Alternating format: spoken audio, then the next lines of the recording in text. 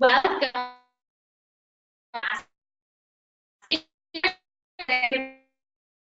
Lutheran Counseling Services, and we're trying something a little bit different in 2020.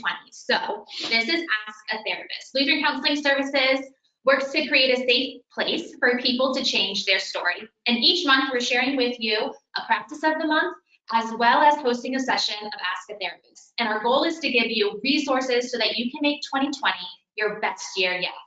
So this month we have with us Rick Armstrong and Brandy Wadley, and they're going to share with us their own healthy practices and ways that they encourage clients to set healthy routines in their lives. Rick served as a parish pastor in the Lutheran Church for over 20 years, right? 25. For about 25 years.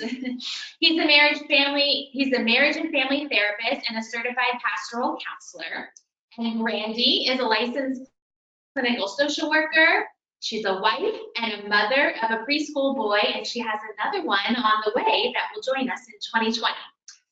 Rick and Brandy both work here at Lutheran Counseling Services full-time, and they both have a very active caseload. So here's how our format's going to work. Some preset questions to ask Rick and Brandy regarding our topic of setting healthy routines in 2020. And you're going to be able to add comments or ask questions in the sidebar. It's over to the right on your screen. So feel free to type in any comments or questions that you have, and we are going to respond to them as we can. I'm going to let you know that it's about a 20-second delay. So what you type in, if we don't get to it right away, it's because we are aware that there's a delay in our technology. So let's get started. At the end of December, we did a quick poll about what people were looking to change in 2020. And our top responses were that people would like to rest more, increase their physical activity, and add a spiritual practice. So in light of this, we want to chat about our own healthy routines and how they impact us, and then what we as therapists do to encourage clients in their healthy routines. So let's start with Rick. Rick, can you tell us about a regular practice that you do for self-care?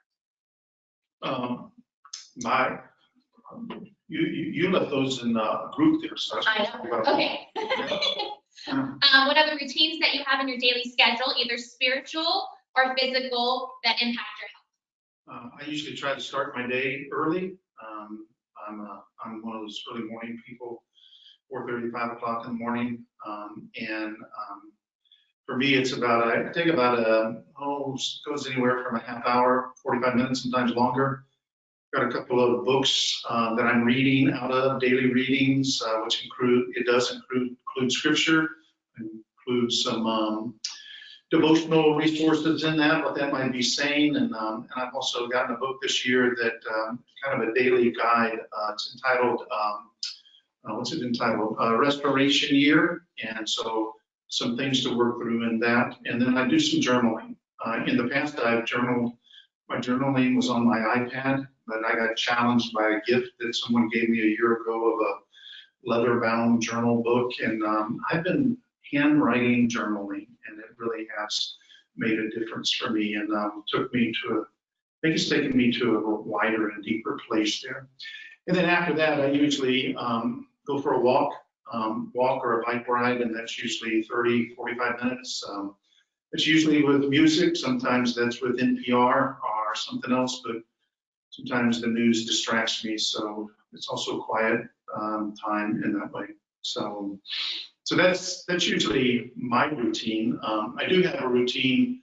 If I don't have clients the days I'm off, I have a local golf course that allows me to go on the back nine by myself, play 9 holes of golf early in the morning when the sun comes up bright enough, and it's just a very relaxing time for me as well.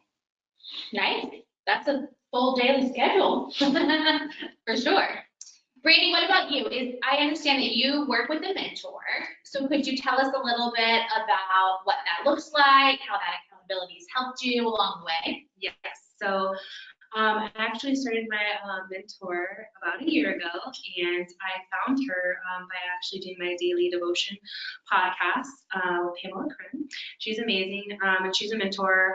I joined the group, so it's basically on social media, and it's a group of awesome women who are all working towards healthy lifestyles. So this accountability has helped me stay on track because according to Gretchen Rubin, if you're familiar with her, she has the 4 tendencies. I'm an obliger, which means I meet outer expectations and often resist inner expectations. So I need to have someone from the outside, my immediate family. So my husband does not work for me because he's like an inner accountability to check in with me to make sure that I'm doing all the things that I have set out to do. She's also helped me create a system for accountability, which I use as I'm a planner girl, so I use a handy planner, and the group is called Big Life, and she's created a whole system within the planner to kind of help me track all my goals and daily tasks that I want to get accomplished to have a healthier life. So talking about accountability for both of you, what helps to hold you accountable? Rick, what do you do for accountability? Wow, that was a question when I read that you were going to ask that. Well, that just held me accountable. There you go. Seriously, it caught me off guard. I guess I'm recently retired, and so for a number of years that accountability was within an organization, a board of directors, or when I was in the parish church council, to some degree, my staff in many ways held me accountable. I guess my executive director these days holds me accountable. I pretty much share life and am open with my wife, and what I don't say to her, she understands about me, and I think there's a lot of accountability there. I have a couple of friends that either are coaches or therapists or whatever, and they are people that I go to whenever I think that I'm got something going on and I may not be hitting everything or whatever, and that holds me accountable. But I really found my journaling. My journaling holds me accountable. If I just kind of write a few sentences, I know that you're sidestepping something, Armstrong, and so I have to go back at that, and so that's been accountable for me as well.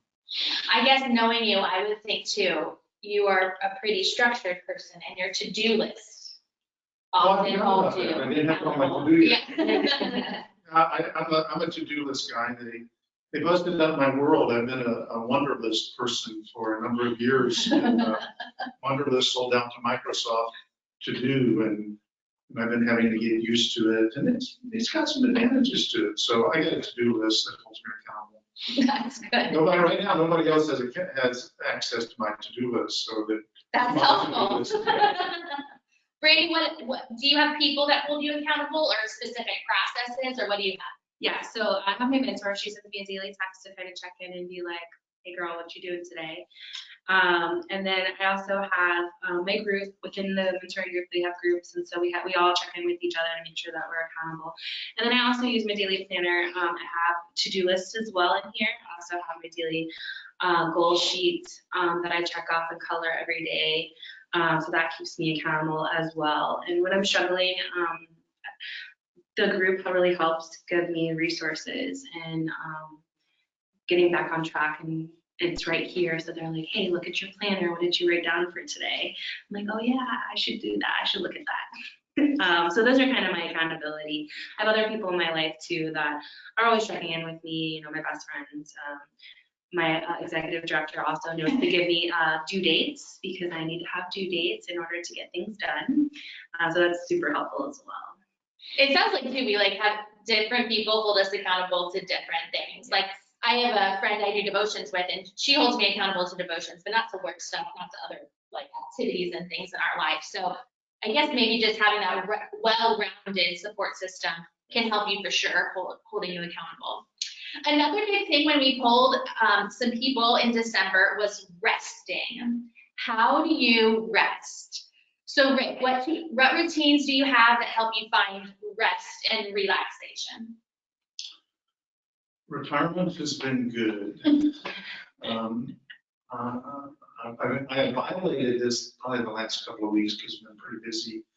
But in retirement, I find that now in the evening when my wife and I sit down to watch whatever sporting event or show we want to or whatever, I don't have a laptop in front of me doing work. I might, because I'm an extrovert, I might be playing a game or something while watching that or whatever. But so that's been good for rest time. I'm reading 2 books right now, and I go to whichever book I have a mood for, and so reading in that way is really helpful and restful. And I'm pretty much at that point of 8:30, 9 o'clock comes. I either go to bed to go to sleep, or I fall asleep in the chair. Or whatever, and I usually sleep till 4:30 or 5. And my daughters have told their husbands, don't call dad after 8:30, it's his witching hour. He's in a pretty grumpy mood and all that. So that's, I've come to know that about me and make sure that takes place, because that's when I get my rest. So. Good.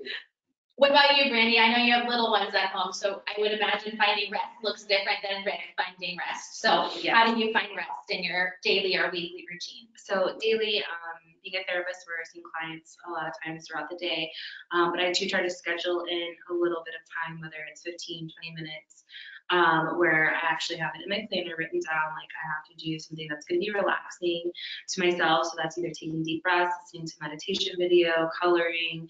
That way I can get revitalized for my next clients. And then when I get home to be with my little one, also at night, me and my husband and my son have a routine.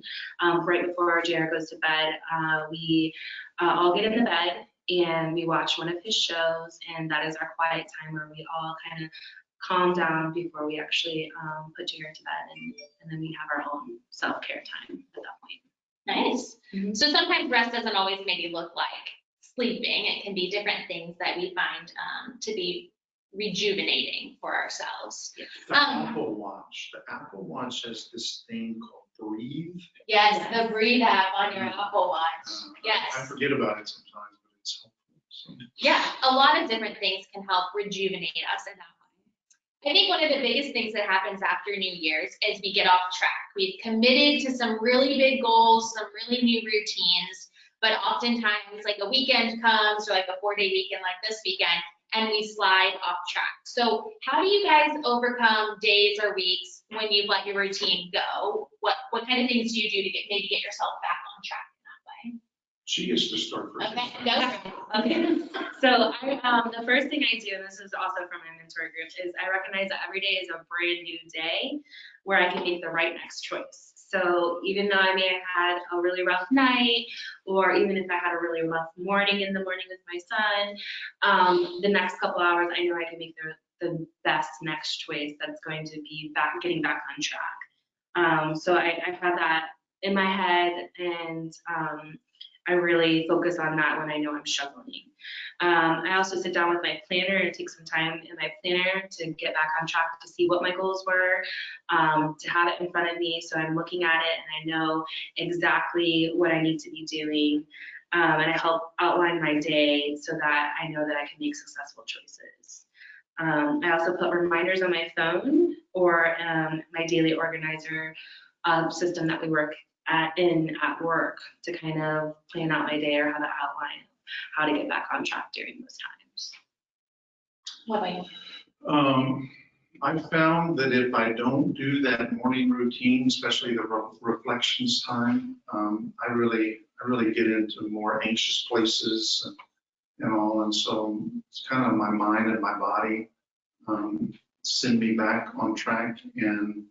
And yeah, the to-do list, you can only hit do next tomorrow or tomorrow so many times until it slaps you in the face and says, you're avoiding, you better get it going. So yeah, so that's been helpful. Brandy, you shared with me a couple days ago, though, what you do like physically in your journal if you didn't meet a goal for your day. So can you tell me what you do for that? So every day I have, and I can show you guys hopefully. I have a daily goals tracker, and I get to color it in, which I love coloring. There you go. I get to color in the square, which I love coloring. If I did it, it's like checking it off, which I love checking off things. If I don't complete it, I have to put an X, which really is a motivator for me because I do not like X's. I like to have full color days. So that is how I kind of keep accountable for my daily tasks and goals for the day. Some things I have on here like daily devotional, drink 64 ounces of water a day, do a de-stress activity or relaxation activity, do a gratitude photo, do my nightly cleanup. I find that if I clean up at night before I go to bed, I can start the morning fresh. Dinner at the table with my family. So those are kind of my weekly, daily goals for every day. Nice. Had you told me too that there was something that like if you write down a goal for the day and you don't meet it, you draw a line through it and you write grace above it. I just thought that was so important, that so much we need to give ourselves grace when we have a bad day and start each day as a new fresh day. In my old planner, definitely there's a group of times where you just see like grace. One of the things the mentoring group has taught me is, again, making the right next choice. And if you can give yourself grace in those moments and go back and seeing that you give yourself grace, it gives you permission to be a human and make mistakes. And I think that's so important. And actually one of our themes for LCS is giving grace. So I love that theme. So Rick, what have you found helpful for your clients that might be struggling with healthy routines? Are there things that you encourage them to do, or healthy practices that you've worked with some clients on? I think of two things. Number one is what you're talking about, grace. That if they share with me, like in a session, that this is their goals for the time between now and our next session, and these are the takeaways that they're going to do for their care or whatever. When they come back and report on that, I work hard to model to them that I don't really spend a lot of time on what they didn't do. I try to spend time on what they did do, and encourage that grace of what you did. And then when we go back to end of session and they look at one of their takeaways and they grab one of those or two of those that they didn't do, then that's okay. I really believe that grace motivates us more than guilt motivates us. I really believe that. Secondly, I try to encourage folks towards what I call and other authors call small steps. If you have not been walking ever in your life for exercise, and you decide that for this first week, I'm going to go out and I am going to walk 3 miles every day, I just know you are going to fail. And so, and so that's literally small steps. Literally. But I just really believe you got to start slow and you got to start small. And you also you have to understand the whole piece of transitions. As you change from this to that, there is going to be a struggling time in between what you did and what your new normal becomes. And expect that. Expect to struggle. Expect it to fall backwards or whatever. That's just normal in moving forward. So. Yeah, and plan for it too. Plan for it. Brandy, what are some creative things that you've done with clients to help them set healthy routines? So I love setting healthy routines. And I like to get really creative with it. So one of my favorite things to do is to make it tailored to the client.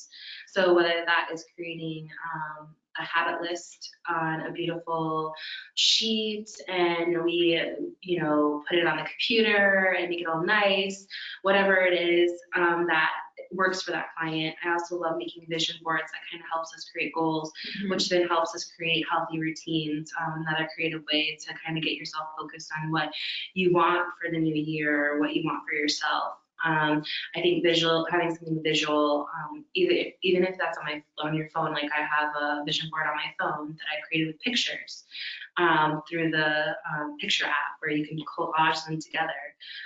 Having something visual, I have found has really worked well for my clients, so that it's in front of them every day and it's something that they want to look at and can reflect upon. and make it unique to them. Perfect.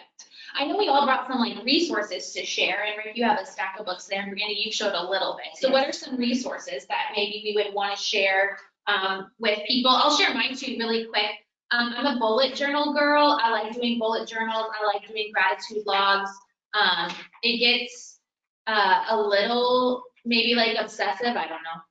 My husband thinks I'm crazy because I literally track everything. So in January, I have a habit tracker. I'm tracking my mood. And then here, I'm literally tracking if I've checked in with my kid every day, if I've given everybody a hug, if we've had a meaningful conversation. And then down here, I'm tracking if we've eaten dinner together this week, which is like alarming how much we do not eat dinner together. So for me, that just helps me to stay on point with some goals. I have a verse I do every day and a gratitude log. And then my friend who helps hold me accountable to my devotional life just gave this to me yesterday. And it's called a prayer journal that she found. And the pages look like this, but I'm super excited to use it. It's today's verse, what the Lord is teaching me, what I'm thankful for, and my prayer request. So this is something I plan on using real quick. My friend and I, for the past 2 years, have done a devotion every morning, and we use Snapchat. You can use technology.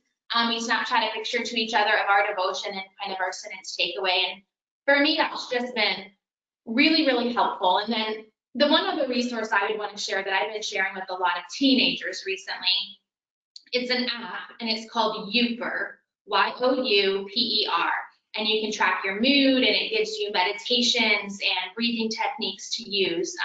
And it's kind of like you're texting somebody, and they just send you a text every day, and they ask how you're feeling, and you tell the app how you're feeling. And it will chart out your mood for the week, for the month. And so it's been really great to use with teenagers. So those are my resources, things that I love. Rick, what do you have? The 2 books this year that I'm working through, I don't know, I'm a pastor in the liturgical church, and so there's a book that Lutheran Church Missouri Synod had put out. I think it's Missouri Synod, maybe it's Pan Lutheran, for all the saints.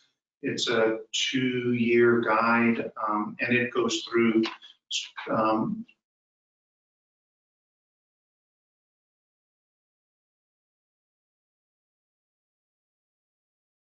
to church father and prayers. And so I'm not really a liturgical guy, but for some reason it's really grabbed on me this past year. So that's been helpful. As I mentioned before, I'm working through the book Restoration Year by John Eldridge, and it's really good. It does some good things inside of challenging you on a particular area and then asking a question pertinent to that, which can be a real good question to journal on in that way. And my journal. That's fancy. President of Concordia Austin gave this to me a year ago, and it's taken me that long to journal. I do not do pretty journaling. Don't worry, nobody could read that.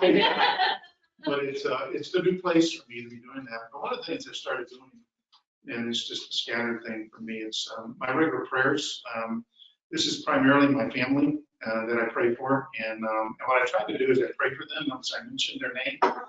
I try to get the picture of the last time I saw them in my head, and so it's not just a name; it's a picture, and that's for my wife, my kids, my grandkids, my sister and her husband and her kids, and so that's an everyday prayer.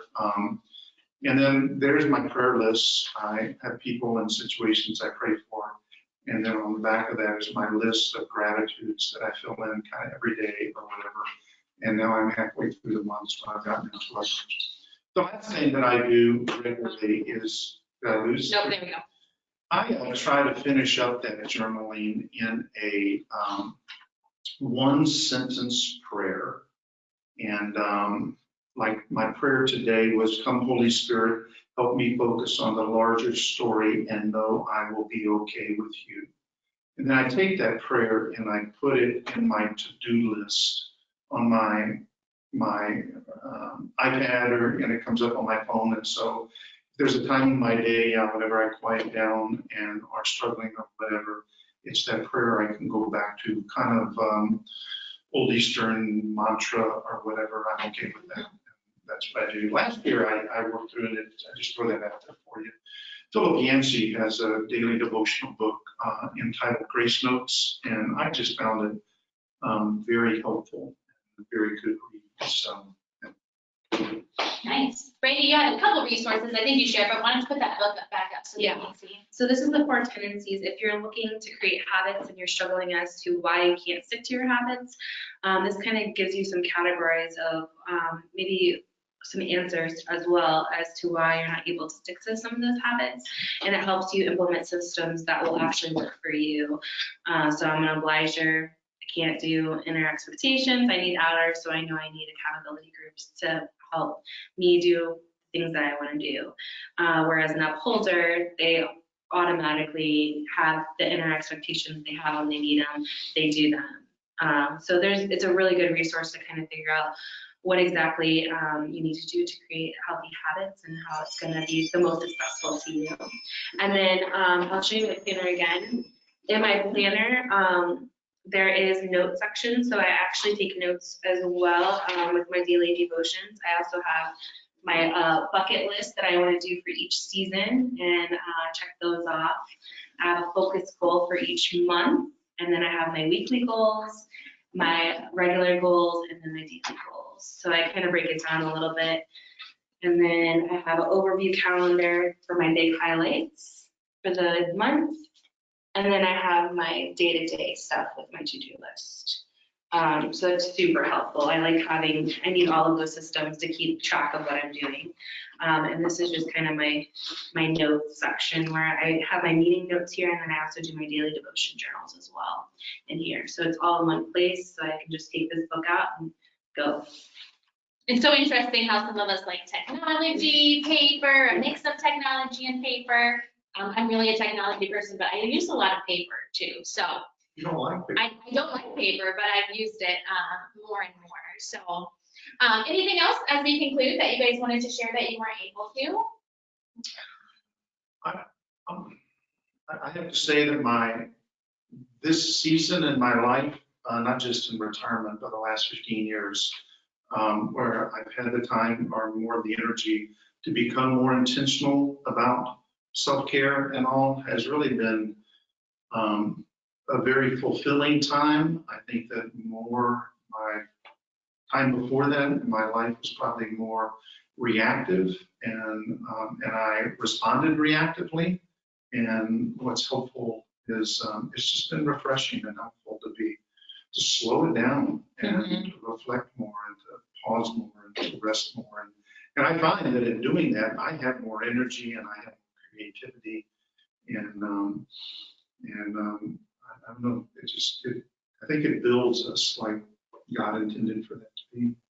Yeah, I think when I'm having a bad day, I think back over and like, okay, how much water have you drank? Did you start your day how you wanted to? And usually I can connect to something that has gotten me off kilter. Absolutely. Anything else you wanted to share, Brandy? My ending was the grace piece. Remember grace, as you're making new habits, it's hard, it's difficult, like we talked about, it's a transition. And being able to allow yourself grace is so important in your journey.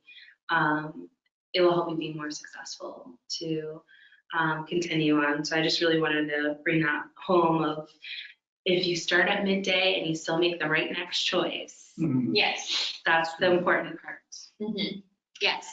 There was a piece that we shared in staff meeting, or I shared at staff meeting this month, of how important it is to think of ourselves as living in a reservoir as opposed to flowing rapidly through a canal, and allowing the spring of God's love to fill that reservoir. And that's then when we overflow that to sharing in other people's lives. And that's a helpful image, I think. I think we all agree on that. I think all of us can get to a place where we want to help others more than we sometimes are willing to help ourselves. So creating those healthy habits, those healthy routines in this new year can definitely help you pour into your own self-care and habits as we step forward in 2020. Well, I want to thank you guys for joining us. As we said, Lutheran Counseling Services is a safe place to change your story. So if you are working to set some healthy habits and have hit some roadblocks and need some encouragement, please reach out to us. We'd love to be of support to you. We're going to post this later on, and I'll share some of the resources and links to them that Rick and Randy have shared in our webinar today. We are going to join you next month in February to talk about our love for self, our love for families and relationships. So look for that link to join us and register. And thanks so much for being part of our webinar today. Bye, guys.